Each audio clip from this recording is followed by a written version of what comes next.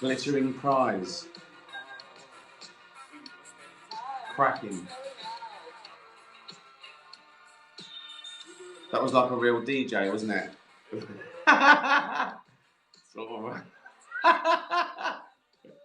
Not really. I'm playing it on YouTube from a laptop into a phone. Tinny sound. Not like a DJ at all. Which is a good thing, in my opinion. So, no offence. I did Steve Wright in the afternoon. There's a professional.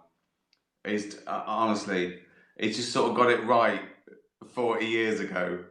He doesn't get involved in politics or anything. He just does his show every day.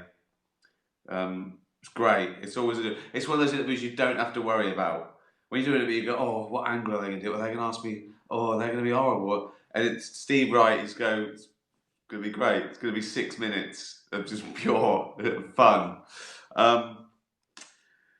So no, I'm not a real DJ. I'm not a real anything. How are you? Where are you watching from? You might have noticed that the lighting's different.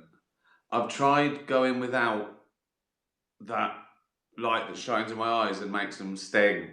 That added to bubble bath is, like like when the earth cooled after about a couple of billion years, there was some water, and then the ultraviolet light did something, and a little globule of splawn made a little proteinous blob that could. That's what's happening with the bubble bath and the light. There might be a new little species of amoeba in my eye. So I've put a stop to that, and I've just put the big light on. Do you care? Listen, we're running out of stuff. Okay, listen, I start pre-production for Afterlife 3. I think it's the 8th of March. Why don't we make the last one of these Sunday the 7th of March? That'll be a whole year. That will be 1 year then that I've done this shite. Listen, I might do the odd one. Let's not get sad. Let's not sing Auld Lang Syne and cry. But I'm saying there's got to be a point, right? There's got to be a point where I can't talk anymore. My eyes are stinging. I've lost too many brain cells. And it'd just be. I mean, it's already bollocks. I'm at the top of my game probably now. I mean, I've been practicing at this. I've got good at stand up and I'm probably at the top of my game. Right? So it's definitely downhill from here. Just think, if this is me at my best, how shit is this going to be eventually? When I'm just too old and addled to make any sense. But thank you for tuning in for a whole year. I'll do something else. Well, I'll do Afterlife 3. There'll be that. And I'll do the odd thing, and I'll still tweet and go on Facebook and all that everyone else does. I'm planning this new record-breaking podcast. The Podfather is back. I might do I'm planning a sort of masterclass of writing stand-up, but it'll be funny as well, anecdotal, and it'll still be all your questions. And you can still ask me the odd silly question about acting, and not what would you rather be, a lobster or an octopus. Anyway, let's get on with it. Questions. Bella the Bedlington Whippet. I'm talking to dogs. It's already right.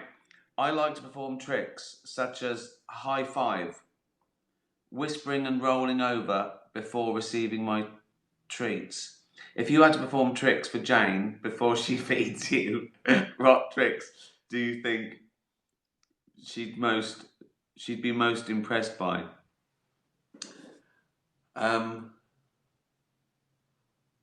well, I think she'd be pretty impressed with me rolling over. I mean, she'd laugh. I think me just me rolling over is. I love it when a dog does that, particularly for no reason. As I say, me and Jane go for a walk every day just to meet dogs. We know so many dogs now, and we have like our favourites, and we recognise them from a mile away, and they recognise us, and it's great. And we see a different bunch every day, but of a pool of about 100 dogs that we know now, and new ones. And I love it when a dog just starts rolling around for no reason, and she the other go, "Oh no!" and it's fox poo. Why does a dog love fox poo? Why do they? It's absolutely disgusting. Uh, Quite a few times we've found a dog that's lost, and we've got the owner and everything. And there was one little dog that was lost, and it was all worried, and it had got lost because it had been rolling in fox poo, and I didn't know at the time. And I sort of picked it up to carry it to find it. Oh my god, the smell, the poor little thing. Um, so yeah, I'd do that. I'd roll over. Susie, you haven't mentioned dying in a bucket for a while. I actually tweeted it. So I thought I'd try an age-related question. I'm back in hospital again, so I will play it loud at 6 p.m. Any chance of Colin, in asterisks, we know what that word is, COVID making an appearance? There he is. All right, Colin. Hiya. What have you been doing? I've just been floating around. Have you? Why? I've been trying to get in people's lungs again. All right. Why? Because it's bad for them. All right. Like who? Like vulnerable. Well, I've got news for you, Colin. All the old people are being vaccinated now, and the fat people. So fuck you, you little twat. That was another short play. They should put that on the news. Public information about COVID. Uh, so this is Susie's question. If you didn't know your age, how old would you think you'd be? So if I didn't, so okay, so if I woke up from a coma, right? I went into a coma at 18, and I woke up now. I didn't know how long I'd been, and they said, "How long do you think you've been under?" And they showed me they gave me a mirror, and I go, "Fuck me." I go, "What happened? Was I in a road accident?" They go, "No, no." I go, "Well, what's happened to the fucking face?" And they go, "Well, you've aged." I go, "Fucking hell." Was I also was I eating a lot in the coma? Was I? Why am I? So how old was I? How old would I guess I was? Uh, I don't know. I think I'd guess about right. I'd guess 50s. It's how flattering I'd be so depressed. I'd be so depressed to wake up from 18 and see what I look like now. I'd probably guess 70. Oh dear. In my head, of course, I still feel 18. That's the depressing thing, isn't it? When you still think you can do stuff. Like last summer, I was with all my family, all my nieces and nephews, and they were playing rounders. And I just felt vulnerable. Just running. I was thinking, fucking hell. I run, I can't, you think in your head, you can still do it, but you're thinking, oh, if I turn wrong here, my knees are go. Like a fucking daddy long legs. Like if I bump into someone, that's brittle. They'll just break. Or my back will twist. Out of breath in like 15 minutes. I don't know. I think I'd guess 50s, but I'm not doing bad. I mean, I watch Bullseye every night from the 80s, and there's people on there. And I go, how old are you? And I go, 33. And I think, fucking hell, really? I am all right. I've done pretty well. Fucking hell. Um, Gunner, Gunner, how does the internet work? Now, he's whining, he knows that I don't know anything. I don't know how the fucking fridge works. Gunner, I know the basic. I couldn't mend a fridge. I wouldn't. If anything goes wrong, I know how things work, but that doesn't help. If my computer goes wrong, I'm screwed. If the telly goes wrong, I'm screwed. I didn't know how to, the lights were gone there. I didn't know where the fuse was. Didn't know where the fuse box was. I had to call Jane when she was visiting her mum once, and she was in Brighton. I just couldn't get the telly to work. I had all these remotes. She goes, not that one, you put it on the wrong box. I go, for fuck's sake, just one button. Let's have one. Right, I don't know how the internet works. Of course I don't. Well, or rather, I know the principle of, electromagnetic. I know the principle of things joining up electronically, information down, wires and fibers or on waves. I know. Sound like a blithering fucking idiot bouncing off satellites.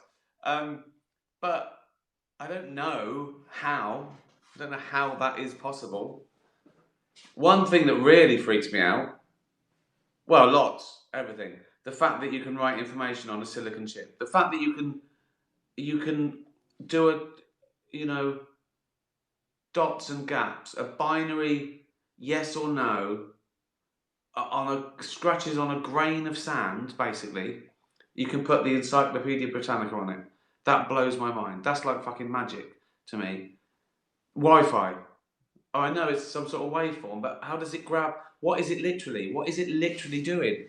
It's like I can grasp it metaphorically, but fuck me. The cloud. I mean, it might as well be magic. I don't know, Gunner. You knew I wouldn't know. I called Sam Harris the other day to ask him about dreams. I like doing sort of research, but dreams are mind blowing as well. I mean, I'm going to talk to him about free will next, but I understand. I did philosophy as a degree. I understand the concept of determinism and free will, but then once you go down a rabbit hole, it's questions that if we're just empty vessels with the illusion of free will, really? Yeah. God, that doesn't help, does it? That doesn't help anyone. Oh God, Rosie. One of the main reasons I loved Afterlife so much was how each character had a personal story that developed through the show. Thank you. Do you have any tips about screenwriting or your process? Thank you. I just think you sort of get into the character. The main thing, the main thing about drama or comedy is different people not getting on. I think conflict. There's an old adage about screenwriting, and it's the cat sat on the mat. Boring. The cat sat on the dog's mat. Right, now we've got a story. So it's about conflict. So you try and create characters who don't get along, or not even don't get along, but are somehow thrown together and have different aims. They have different aims. If it was a bunch of people with the same sort of aim and they just like imagine that, when you watch an episode of Big Brother and they're all getting along for half hour and nothing happens. Boring. When someone says something a little bit angsty and they go, "You say what? What'd you say?" Now we're like that. Drama is conflict. So I'd say find a character, find another character, and what do they say to each other and why? What happens? Who's right? Maybe they're both right. Maybe they're both wrong. So I think you just build up that. What would they do? What would they do? How you do that? That's up to you. It could be based on people. Could be based on truth. could be totally made up, could be flight of fancy. You could be both of them. You could be acting out, getting stuff off your chest and like the dialogues of Plato or something. But I think conflict and ambition, an obstacle is the key. This is the sort of thing I do on the podcast. Would that be fun? If you don't care about ever writing or ever doing stand-up, is it still interesting to you to hear me talk about my craft, or is it pretentious, boring nonsense? You decide. Tara, I have a question for your Twitter Live. What is a good meal to eat when you are ever down? Oh, when you feel a bit sour. Oh, I like comfort food. I think things like pasta and pizza, and you can never not. You can feel guilty if you had that every night. Well, the technical answer for good advice would probably be something that was quite healthy and got lots of vitamins. Like a pile of vegetables and fruit, a doctor might say. But then you might go, yeah, but that'll make you feel worse about yourself. Just sat there eating. So let's put some gnocchi on it as well. What about a big plate of pasta, right, with whatever sauce you like. Sprinkle some vitamins on it. The taste of cheese. Lots of vitamins that taste of cheese. A pasta vitamin sauce that tastes like cheese. There you go. Freya, what is your all-time favourite TV show or film? Oh, film sort of easier. I think Godfather. TV is harder because it changes and it's ongoing and it depends on the time. Like your all-time favourite changes with how old you are. So, the first thought, what's the best and I enjoyed most, and I've watched it twice and I think I'll always like it. Sopranos. I'd have thought, that's tough to beat. And there's a few around that level. Murder One blew me away when I first saw it. Columbo. Evergreen. Everyone loves Columbo. Evergreen. I still watch Columbo. The Waltons. It probably doesn't age well, but I remember it being my favourite show at the time. Curb Your Enthusiasm. Fall and Rise of Reginald Perrin. The newest favourite, which is just off the charts good. The Bureau, French spy thriller. It's incredible. It's amazing, but it's sort of like going to the gym. It's like a workout. It's tough. It's not like easy like Columbo. But there's a few. Thanks for asking. Titch, morning uncle. I have learned how to gag myself with Bawley when Hoover Bastard comes out. So basically, Titch is a dog, obviously. And to stop himself barking, he puts the ball in his mouth when the Hoover comes out. I don't know why. Is there anything now you have learned or discovered during lockdown? So he's discovered.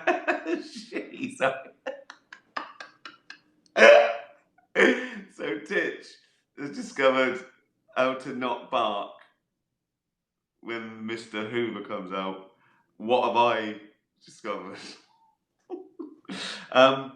Well, I learned all about dreams from Sam Harris in an epic phone call. And that's one thing I have been doing a lot of. when I've been sitting round more, I have been sitting round more, obviously in lockdown. Only a few hours extra a day. I should be working. Uh, I do sort of self-teach a lot. I do. If I think of something, I think, well, I can Google that. I can learn about that, and I go on YouTube and do a little half an hour seminar, flitting around learning about stuff. And it can be anything. Um, it's usually science. Uh, what have I learned? Uh, I've been learning more about uh, quantum physics, time and space. I don't even want to talk about it. I don't even. It's it's too hard. It's mind blowing because even that, it's one of those things that you have to just accept. It's like accepting maths. It's it's mind blowing. And it's it's almost counterintuitive based on the contingent truths I've learned in science.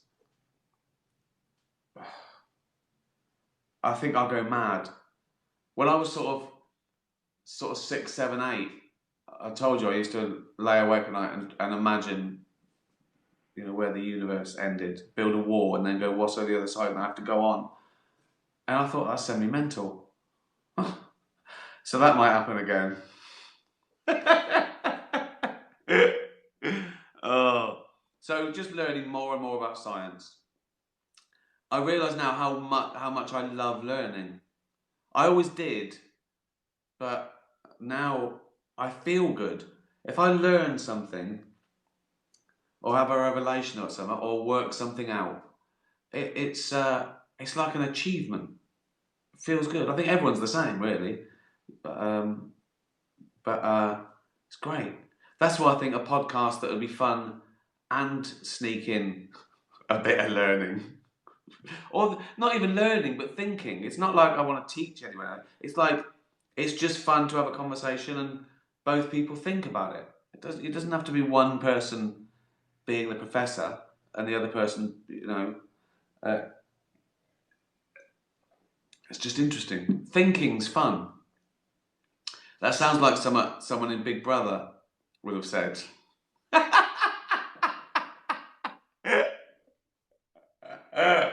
And become a laughing stock. Fucking hell. Leopold and Loveday, please answer this question for Miss Pickle. Would she rather pose in the tub with you for a bath pic? It's my cat, Pickle.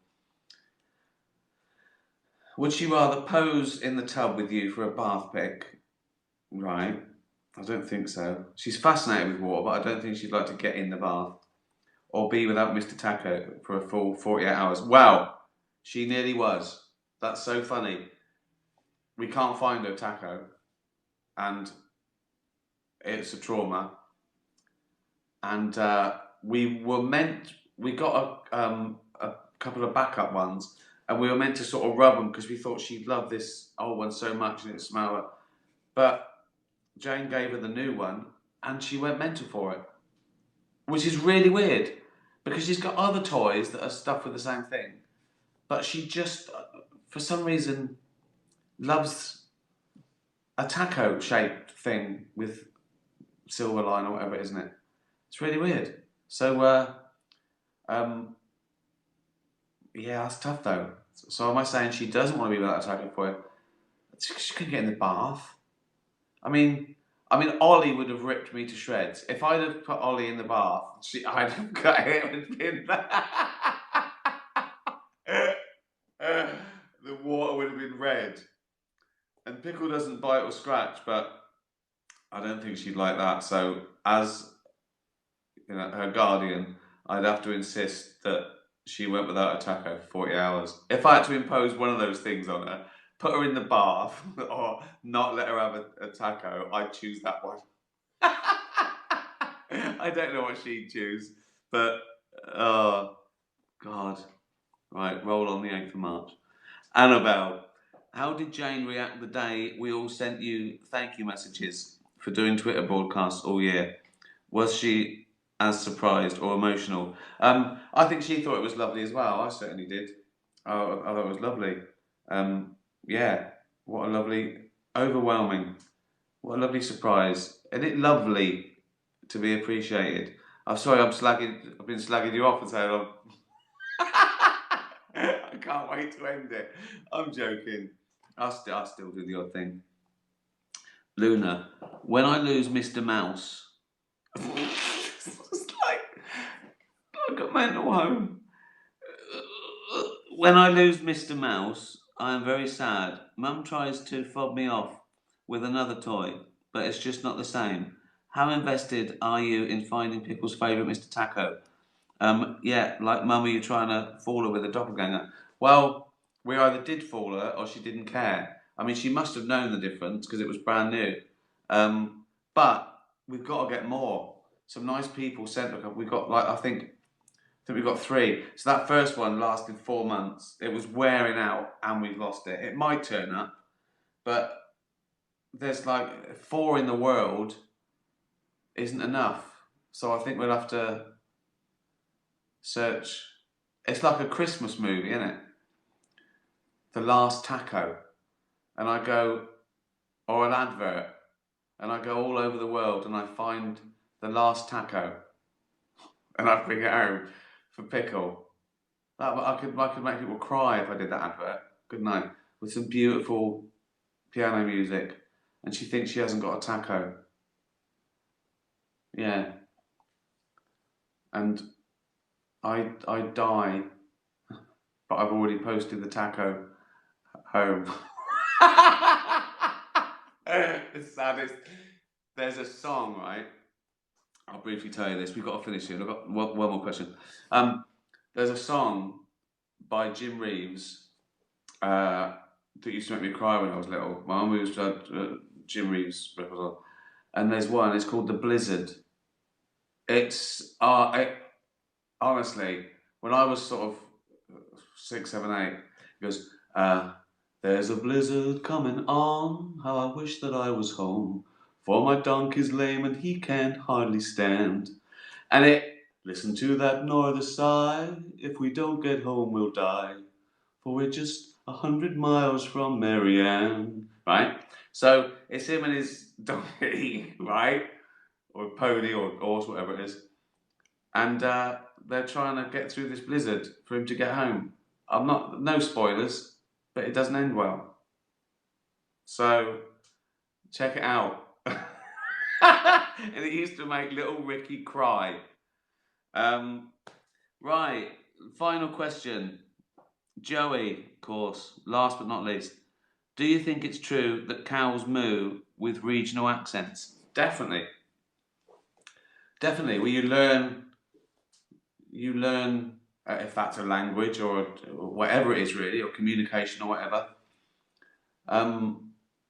So it would learn from its mother, and with geographical sort of barriers and isolations, different groups.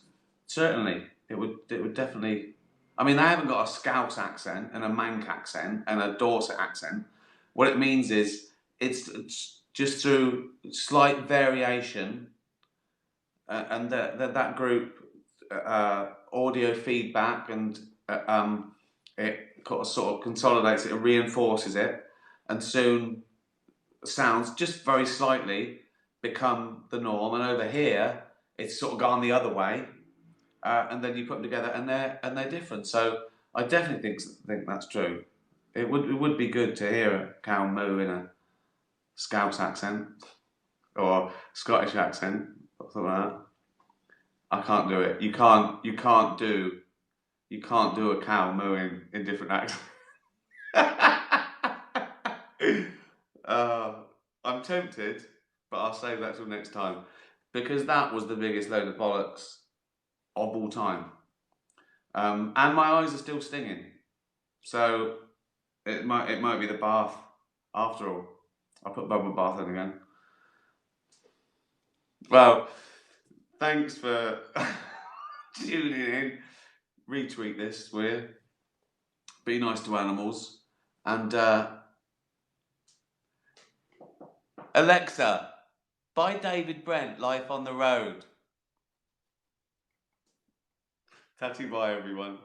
Tattoo bye.